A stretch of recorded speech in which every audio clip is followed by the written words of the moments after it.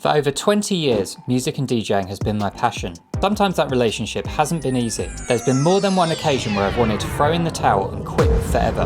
I want to share my story with you and tell you about the ways I overcame those challenges so that you might be able to as well. I discovered dance music fairly late in life. There was one album that opened my eyes and I still have it.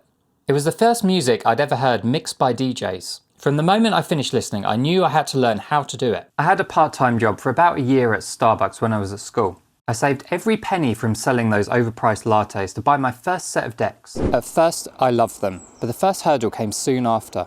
Being a student meant I had no money. I could only afford one new vinyl a month, plus a tin of beans. And let me tell you, it gets very boring mixing the same track over and over.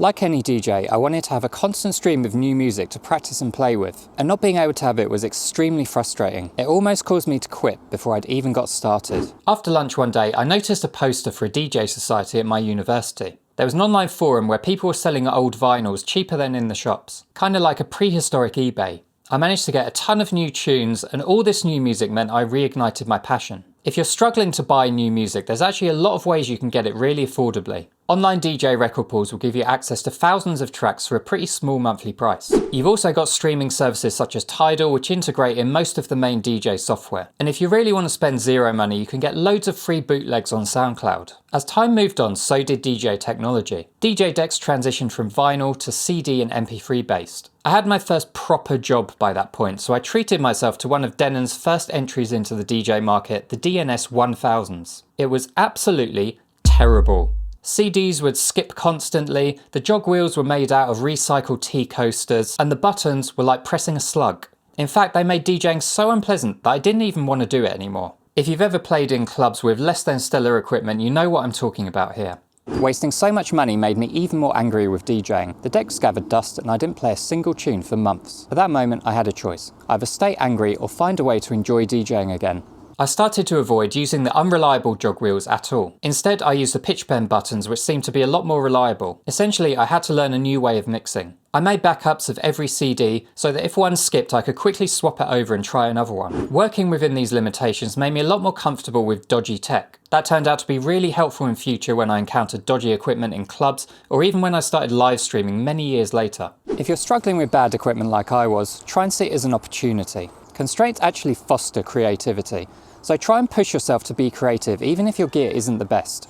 So thank you, Denon, and your shitty decks. When you have a passion, one of the hardest things can be when you have no one to share it with. It can be very isolating when no one understands it. Very few of my friends are into dance music, let alone DJing. I was lucky to be able to find a few like-minded people through the DJ society at my university. But we all went our separate ways after graduating, and I was back to square one. This is something I've only recently been able to overcome, and it came about in a surprising way. It's no question we've been through a challenging time the last few years, but I believe there was one really big positive outcome, and that was a sense of community. When it all kicked off, like everyone else, I was bored at home. So I thought, why not stream some music and give people something to do on a Friday night? What I ended up discovering, which I didn't expect at all, was hundreds of people to share my passion with. It really was a revelation to be able to talk to people about my favourite obscure jungle tunes, and even better, to be able to play them to people across the world. But this came at a cost. DJ live streaming was booming at the start of lockdown. Many people thought this could be a new era for DJs and clubbing as a whole. I had some early success on Twitch and thought this might be my one chance to turn my passion into a viable career.